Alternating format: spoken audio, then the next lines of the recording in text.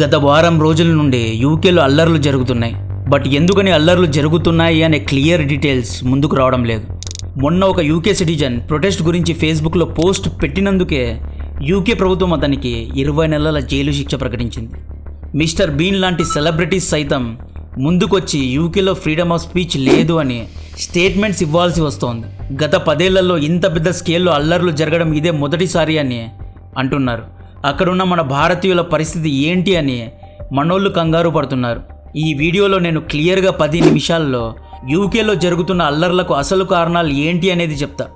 Video reach కోసం like and subscribe చేయండి. ఈ ప్రొటెస్టులు ఎందుకు జరుగుతున్నాయి అంటే యునైటెడ్ కింగ్డమ్ అనేది 4 దేశాల సమూహం.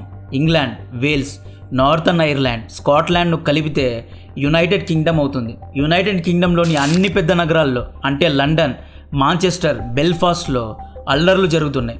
జూలై 29 రోజు నార్థన్ ఇంగ్లాండ్ యొక్క సీపోర్ట్ అనే ఒక టౌన్లో చిన్నపిల్లల కోసం Taylor Swift themed dance event జరిగింది. ఈ డ్యాన్స్ క్లాస్లో యాక్సెల్ రుదకుబానా అనబడే ఒక 17 ఏళ్ల కుర్రాడు, ఇతనికి సడన్గా ఏమైందో తెలియదు కానీ ఆ ఈవెంట్లో కత్తి తీసి అక్కడున్న చిన్న అమ్మాయిలపైన దాడి చేసి 3 అమ్మాయిల్ని చంపేశాడు, చాలామందిని గాయపరిచాడు. ఇది ఫ్లేరింగ్ పాయింట్. ఇక్కడ రుదకుబానా అనే అబ్బాయి వేల్స్లో జన్మించాడు. ఇతని తల్లిదండ్రులు రువాండా దేశం నుండి యూకేకు వలస వచ్చారు అంటున్నారు. బట్ సోషల్ మీడియాలో మిస్ఇన్ఫర్మేషన్ అనేది సర్క్యులేట్ అయ్యింది. ఈ అబ్బాయి ఇస్లాం మతానికి చెందినవాడు అని, ఇతను ఒక ఇమ్మిగ్రెంట్ అనే న్యూస్ వైరల్ అవ్వడంతో సౌత్ పోర్ట్లో anti Muslim and anti immigrant ప్రొటెస్టులు జరిగాయి. అక్కడి లోకల్ మాస్క్ పైన దాడి కూడా చేశారు. స్లోగా ఈ ప్రొటెస్ట్ యూకే మొత్తంలోని దాదాపు 20 నగరాల్లో వ్యాపించింది. సెంట్రల్ లండన్లో ఉన్న యూకే ప్రధానమంత్రి కియర్ స్టార్మర్ ఆఫీస్ పైన కూడా దాడి చేశారు. ఇక్కడ యూకే ప్రధానమంత్రి పైన ఎందుకు దాడి చేశారు అంటే ఇతను ఇమ్మిగ్రెంట్స్కు సపోర్ట్ చేస్తాడు. ఇతని పార్టీ పేరు లేబర్ పార్టీ. అంతేకాదు ఈ ప్రొటెస్టర్లు హోటల్స్ పైన దాడి చేశారు, ఇమ్మిగ్రెంట్స్ ఇళ్ల పైన దాడి చేశారు, పోలీసుల పైన దాడి చేశారు, పోలీస్ వాహనాలపైన దాడి చేశారు. దీని కారణంగా దాదాపు 400 మందిని అరెస్ట్ చేశారు అంటున్నారు. ఈ ప్రొటెస్టర్స్ ఎవరు అంటే far right wingers. Far right groups అంటే ఎవరు అనేది చెప్పే ముందు మీకు ఒక యూస్ఫుల్ ఇన్ఫర్మేషన్ ఇవ్వాలి అనుకుంటున్నా. రీసెంట్గా యూనియన్ బడ్జెట్లో ప్రభుత్వం దాదాపు 11.11 lakh crores ఇన్ఫ్రాస్ట్రక్చర్ కోసం ఖర్చు పెట్టబోతోంది. మన దేశంలో ఇన్ఫ్రాస్ట్రక్చర్ విషయంలో ప్రోగ్రెస్ అనేది చూస్తూనే ఉన్నాం. మీరు కూడా రిస్క్ లేకుండా చిన్న అమౌంట్ ఇన్వెస్ట్ చేస్తూ గ్రో అవ్వాలి అనుకునే వారికి పిఎన్బి మెట్లైఫ్ భారత్ మ్యానుఫ్యాక్చరింగ్ ఫండ్ను ప్రవేశపెట్టడం జరిగింది. ఇక్కడ ఈ ఎన్ఎఫ్ఓను మీరు ఆగస్ట్ 15 లోపే అవైల్ చేసుకోవాలి. ఇంకా 3 రోజులు మాత్రమే మిగిలి ఉంది. దీని యొక్క లింక్ డిస్క్రిప్షన్లో కమెంట్ బాక్స్లో ఇస్తున్నా. ఈ ఫండ్ మన డబ్బులు ఇండియన్ ఇన్ఫ్రాస్ట్రక్చర్ కంపెనీస్లో ఇన్వెస్ట్ చేస్తుంది. మన పెట్టుబడిని సేఫ్గా ఉండేలా చూసుకుంటూనే మార్కెట్ బాగా పర్ఫామ్ చేసినప్పుడు మంచి రిటర్న్స్ను అందిస్తుంది. ఇది IRDAI ద్వారా రెగ్యులేట్ చేయబడింది. వీళ్ళు మార్చ్ 2018లో మిడ్ క్యాప్ ఫండ్ను లాంచ్ చేసి 32.8% రిటర్న్స్ను గత 5 ఏళ్లలో సాధించారు. 5 years benchmark mid cap index record 7.3%ను బ్రేక్ కూడా చేశారు. ఫెబ్ 2024లో లాంచ్ చేసిన స్మాల్ క్యాప్ ఫండ్ 5 monthsలోనే 20.8% రిటర్న్స్ను సాధించింది. NRI మిత్రులకు ఇది మంచి అవకాశం. నెల 18,000 పెట్టుబడి పెడితే 3 కోట్ల వరకు రాబడి ఉంటుంది. NAV 10 రూపీస్ నుండి ఇది స్టార్ట్ అవుతుంది. 3 రోజులే మిగిలి ఉన్నాయి. లింక్ను డిస్క్రిప్షన్లో కమెంట్ బాక్స్లో ఇస్తున్నా. లాస్ట్ మినిట్లో రష్ అవ్వకుండా వెంటనే అవైల్ చేసుకోండి. ఫార్ రైట్ గ్రూప్స్ అంటే యునైటెడ్ కింగ్డమ్లో 2 పెద్ద పొలిటికల్ పార్టీస్ ఉంటాయి. ఒక పార్టీ పేరు కన్జర్వేటివ్ పార్టీ. ఈ పార్టీను రిషి సునక్ మొన్నటి వరకు లీడ్ చేసేవారు. ఇంకొక పార్టీ పేరు లేబర్ పార్టీ. ఈ పార్టీను కియర్ స్టార్మర్ లీడ్ చేస్తున్నారు. జూలైలో జరిగిన జనరల్ ఎలక్షన్స్లో కన్జర్వేటివ్ పార్టీ ఘోరంగా ఓడిపోయింది. లేబర్ పార్టీ గెలిచింది. కియర్ స్టార్మర్ యూకేకు ప్రధానమంత్రి అయ్యాడు. ఇక్కడ ప్లాట్ ట్విస్ట్ ఏంటి అంటే లేబర్ పార్టీకు ముస్లిం ఇమ్మిగ్రెంట్స్ అంటే చాలా ఇష్టం. లేబర్ పార్టీ అనేది లెఫ్ట్ లీనింగ్ పార్టీ. కన్జర్వేటివ్ పార్టీకు యూకేలో ఉన్న క్రిస్టియన్స్, రైట్ వింగర్ సపోర్ట్ చేస్తారు. అమెరికాలో కూడా సేమ్ ఇదే ఫార్మేట్ ఉంటుంది. జో బైడెన్ డెమోక్రటిక్ పార్టీకు లెఫ్ట్ వింగర్ సపోర్ట్ చేస్తే డొనాల్డ్ ట్రంప్ పార్టీకు రైట్ వింగర్ సపోర్ట్ చేస్తుంటారు. యూకేలో యాంటీ ఇమ్మిగ్రెంట్ సెంటిమెంట్ ఎక్కువైపోయిందండి. అంటే వేరు దేశాల నుండి యూకేలో ఇల్లీగల్గా వలస వచ్చిన వారిపైన యూకే ప్రజలు కోపంగా ఉన్నారు. ఇక్కడ మన భారతీయుల పైన వీళ్ళు కోపంగా లేరు. భారతీయులు లీగల్గా యూకేకు వచ్చారు అంటే వీసా తీసుకొని ప్రాపర్గా ఎడ్యుకేషన్ కోసం లేదా స్పాన్సర్షిప్తో మనోళ్ళు యూకేలో పనిచేస్తారు. బట్ మిడిల్ ఈస్ట్ నుండి లేదా పాకిస్తాన్, ఆఫ్ఘనిస్తాన్ వంటి చిన్న దేశాల నుండి వచ్చిన వాళ్ళు ఇల్లీగల్గా వెళ్తారు. సముద్రాలు దాటి వెళ్తారు, డంకీ రూట్స్ ద్వారా వెళ్తారు. అండ్ వీళ్ళు ఇల్లీగల్గా అక్కడికి వెళ్ళి వాళ్ళనే దబాయిస్తారు. కాబట్టే రైట్ వింగర్స్ వీళ్ళపైన కోపంగా ఉన్నారు. రఫ్ ఫిగర్స్ ఇవ్వాలి అంటే యూకేలో టోటల్గా 6,70,00,000 జనాభా ఉంటే అందులో దాదాపు 1,70,00,000 మంది ఇమ్మిగ్రెంట్సే ఉంటారు. మొన్న కర్ణాటకలో చూసాం. కన్నడ లోకల్స్ ప్రజలకే జాబ్స్ ఇవ్వాలి అనే ప్రైవేట్ బిల్ను అక్కడి ప్రభుత్వం ప్రవేశపెట్టింది. జాబ్స్ లేకుండా పోయాయి అని ప్రైవేట్ జాబ్స్లో రిజర్వేషన్ బిల్ ఎలాగైతే తీసుకొచ్చారో సేమ్ అదే పరిస్థితి యూకేలో కూడా ఉంది. ఇమ్మిగ్రెంట్స్ కారణంగా యూకే లోకల్స్కు ఉద్యోగాలు లేని పరిస్థితి. యూకే అంటే మనకు గుర్తొచ్చేది అందమైన లండన్ నగరం. ఈ లండన్లోని జనాభాలో 40% ఇమ్మిగ్రెంట్సే ఉన్నారు అంటే మీరు నమ్ముతారా? ఈ లండన్కు మేయర్గా సాదిక్ ఖాన్ అనే ఇమ్మిగ్రెంట్ వరుసగా గెలుస్తూ వస్తున్నాడు. వరుసగా 2 సార్లు సాదిక్ ఖాన్ గెలిచాడు. యూకేలో మేయర్ పదవికి ప్రాముఖ్యత ఎక్కువ. భారత్లో చీఫ్ మినిస్టర్ పదవికి ఎంతైతే ఇంపార్టెన్స్ ఉంటుందో సేమ్ అదే ఇంపార్టెన్స్ మేయర్ పదవికి ఉంటుంది. జస్ట్ ఇమాజిన్, లండన్ వంటి నగరంలో సాదిక్ ఖాన్ అనబడే ఒక పాకిస్తానీ ఇమ్మిగ్రెంట్ గెలుస్తున్నాడు. రిషి సునక్ మొన్నటి వరకు యూకేలో ప్రధానమంత్రిగా ఉన్నాడు. సో దీని కారణంగా యూకే ప్రజల్లో అంటే యూకే లోకలర్స్లో ఇన్సెక్యూరిటీ అనేది పెరిగింది. యూకేలోని వ్యాపారాల్లో ఎక్కువ శాతం ఇమ్మిగ్రెంట్స్ ఉంటారు. వీటన్నిటి యొక్క అమాల్గమేషన్లో యూకే లోకల్స్లో భయం పట్టుకుంది. రేపు యూకేలో ఇమ్మిగ్రెంట్స్ యొక్క జనాభా పెరిగితే అట్లీస్ట్ 40% పెరిగితే యూకే ప్రజలు తమ వర్చస్వాన్నే కోల్పోతారు అని భయపడుతున్నారు. ఎన్నికల్లో ఇమ్మిగ్రెంట్స్ గెలుస్తారు. సాదిక్ ఖాన్ లాంటి థర్డ్ వరల్డ్ కంట్రీస్ నుండి యూకేలో వలస వచ్చిన వారు గెలుస్తారు. లండన్ లాంటి పరిస్థితి యూకే మొత్తంలో వస్తుంది అని యూకే రైట్ వింగ్ గ్రూప్స్ భయపడుతున్నారు.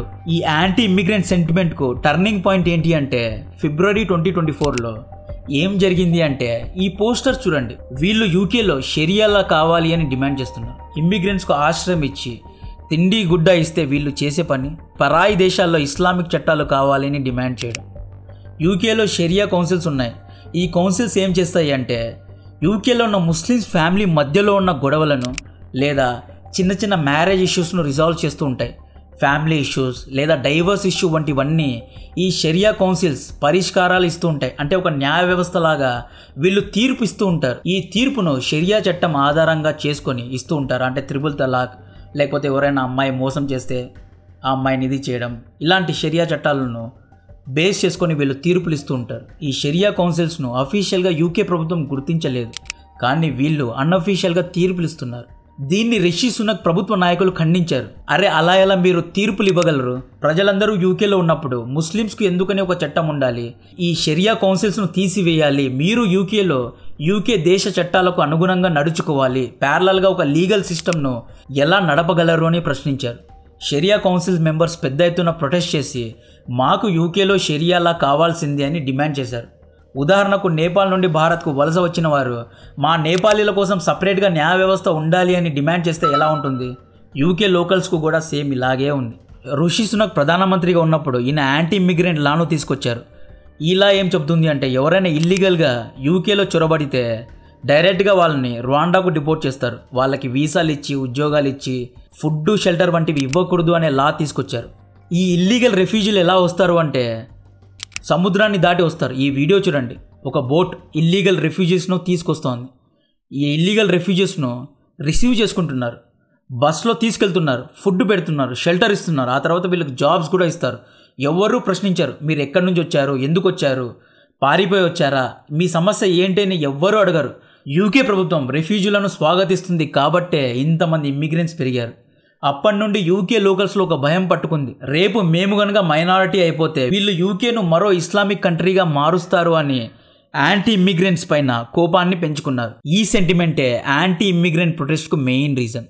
ఫస్ట్ హ్యాండ్లో అసలు ఇంతమంది ఇమ్మిగ్రెంట్స్ను ఎలా రాణించారు అంటే 1945లో రెండో ప్రపంచ యుద్ధం తర్వాత యూకేలో చాలామంది చనిపోయారు. యూకే యొక్క ఆర్థిక వ్యవస్థ నడవాలి అంటే పనులు చేయడానికి లేబర్స్ కావాలి.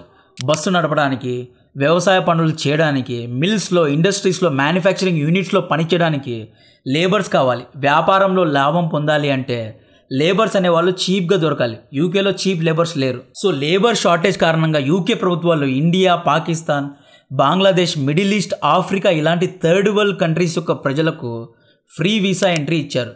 ఎవడైనా సముద్రం దాటి యూకేలో ప్రవేశిస్తే అటువంటి వారికి free visa, free food, free shelter ఇస్తాము, ఉద్యోగాలు కూడా ఇస్తాము అని హామీ ఇవ్వడం జరిగింది. ఉదాహరణకు సిరియాలో యుద్ధం జరుగుతోందండి. అటువంటి వారు యూకేకు ఇల్లీగల్గా వస్తే యూకే ప్రభుత్వం దండేసి దండం పెట్టి ఉద్యోగం ఇస్తుంది అనమాట. ఈ చీప్ వర్క్ ఫోర్స్ యూకేలో లేబర్ షార్టేజ్ను పూర్తి చేసింది. 2019 వరకు అంతా బాగానే ఉండేది. బట్ 2019లో కోవిడ్ వచ్చింది. కోవిడ్ తర్వాత ఇమ్మీడియట్గా రష్యా యుక్రెయిన్ యుద్ధం వచ్చింది. ఈ యుద్ధంలో రష్యా పైన శాంక్షన్స్ వేయడం జరిగింది. రష్యా ద్వారా యూకే మరియు ఇతర యూరోప్ దేశాలకు తక్కువ ధరలో గ్యాస్ ఎక్స్పోర్ట్ అయ్యేది. ఈ శాంక్షన్స్ కారణంగా గ్యాస్ ధర పెరిగింది. గ్యాస్ ధర పెరిగితే యూకేలో ఇన్ఫ్లేషన్ కూడా పెరిగింది. యూకే అనేది కోల్డ్ కంట్రీ అండి. ఇక్కడ గ్యాస్ అనేది అన్ని వాటికి అవసరం. ఎలక్ట్రిసిటీను జనరేట్ చేయడానికి, ఇళ్లను హీట్ చేయడానికి, వాటర్ను హీట్ చేయడానికి, మ్యానుఫ్యాక్చరింగ్ కోసం, ఇండస్ట్రీస్ కోసం అన్నిటికీ గ్యాస్ అవసరం. పాపం చీప్ ధరల్లో రష్యా గ్యాస్ వీళ్ళకు సరఫరా అయితే చేసేది. శాంక్షన్స్ కారణంగా గ్యాస్ సప్లై ఆగిపోయింది. దీంతో ధరలు కూడా పెరిగాయి, ఉద్యోగాలు పోయాయి. యూకేలో ఇన్వెస్ట్ చేసే కంపెనీస్ అన్ని ఇన్వెస్టర్లందరూ వేరు యూరోప్ దేశాలకు వలస వెళ్ళిపోయారు. యూకేలోని 20% తెల్లోళ్ళు 65 ఏళ్ళు దాటిపోయారు. వీళ్ళు వయసులో ఉన్నప్పుడు పిల్లలను కనలేదు. వన్ నైట్ స్టాండ్లు చేసుకుంటూ, మల్టిపుల్ పార్ట్నర్స్తో అఫైర్స్ పెట్టుకుంటూ, డైవర్స్ ఇచ్చుకుంటూ తమ యవ్వనాన్ని ఎంజాయ్ చేశారు. యూకే, ఫ్రాన్స్లోని తెల్లోళ్ళు నెక్స్ట్ జనరేషన్ను తయారు చేయలేదు. అందుకే అక్కడ పనులు చేయడానికి యువత లేరు. ఎప్పుడైతే యూకే ఆర్థిక వ్యవస్థ పడిపోయిందో యూకేలో జాబ్ షార్టేజ్ వచ్చింది. ఆ తర్వాత వీళ్ళు ఇమ్మిగ్రెంట్స్ పైన పడ్డారు. ఇమ్మిగ్రెంట్స్ మా జాబ్స్కు గండి కొడుతున్నారు అని, ఇమ్మిగ్రెంట్స్ మా వ్యాపారాన్ని గండి కొడుతున్నారు అని బ్లేమ్ చేయడం మొదలుపెట్టారు. ఇమ్మిగ్రెంట్స్ ఏమంటున్నారు అంటే, మేము పిల్లలను కంటున్నాం, తెల్లోళ్ళు పిల్లలను కనడం లేదు, మేము జనాభా పెంచి రేపు యూకే మొత్తాన్ని పాలిస్తాము అని ఇమ్మిగ్రెంట్స్ అంటున్నారు. బ్రిటిషర్లు 300 ఏళ్ళు ప్రపంచాన్ని డివైడ్ చేసి పాలించారు. డిఫరెంట్ క్యాస్ట్ లాగా విభజించి పాలించడం, ముస్లిమ్స్ను షియా సున్నీ అని డివైడ్ చేసి పాలించడం, ఇలా క్యాస్ట్ బట్టి డివైడ్ చేసి దేశాల్ని ముక్కలు చేసి ప్రపంచం మొత్తాన్ని శాసించారు. అంతులేని యుద్ధాలకు కారకులయ్యారు. ఇజ్రాయెల్ పాలస్తీనా, ఇండియా పాకిస్తాన్, చైనా తైవాన్, ఇలా అన్ని పెద్ద గొడవలకు బ్రిటిషర్లే కారణం. ఏ జన్మలో ఎవరు శపించారో కానీ అతి త్వరలో యూకేను థర్డ్ వరల్డ్ దేశాలకు చెందిన ఇమ్మిగ్రెంట్స్ పాలించబోతున్నారు. యూకేలో షరియాలా రావచ్చు, మరో పాకిస్తాన్ లాగా మారిపోవచ్చు. యూకేలో ఉన్న మన తెలుగోళ్ళు జాగ్రత్తగా ఉండాలి. ఇక్కడ మన భారతీయుల తప్పులేదు. యూకే ఒక రైట్ వింగర్స్కు మన భారతీయుల పైన కోపం లేదు. మనం నీతిగా నిజాయితీగా ప్రాపర్ వీసాతో యూకేకి వెళ్ళి పనిచేస్తున్నాం. మనం అక్కడికి వెళ్ళి మాకు ఈలా కావాలి, ఆలా కావాలి అని డిమాండ్ చేయడం లేదు. బట్ కొంతమంది చేస్తున్నారు. Pakistan, Afghanistan, Africa, middle east, Syria ఇలాంటి దేశాల ఇమ్మిగ్రెంట్స్లోని కొంతమంది కారణంగా యూకే లోకల్స్ అందరిపైన కోపాన్ని పెంచుకున్నారు. సో ఈ ప్రొటెస్ట్ ఎంత దూరం వెళ్తుంది అనే అప్డేట్ ఇస్తూనే ఉంటా. ఇంతకు ముందు చెప్పినట్లు PNB MetLife Bharat manufacturing fund avail చేయడానికి ఇంకా కేవలం 3 రోజులు మాత్రమే సమయం ఉంది. Last date August 15. Infrastructure market grow అయ్యే కొద్దీ మన ఇన్వెస్ట్మెంట్ కూడా పెరుగుతూ ఉంటాయి. ఇటువంటి అవకాశాన్ని సద్వినియోగం చేయడానికి కింద డిస్క్రిప్షన్లో కమెంట్ బాక్స్లో ఉన్న లింక్ను క్లిక్ చేసి అవాయిల్ చేయండి. లాస్ట్ మినిట్లో రష్ అవ్వకుండా వెంటనే అవాయిల్ చేసుకోండి. కాంటెంట్ నచ్చితే వీడియోను లైక్ చేయండి, ఛానల్ను సబ్స్క్రైబ్ చేసి అందరికీ షేర్ చేయండి. జై హింద్.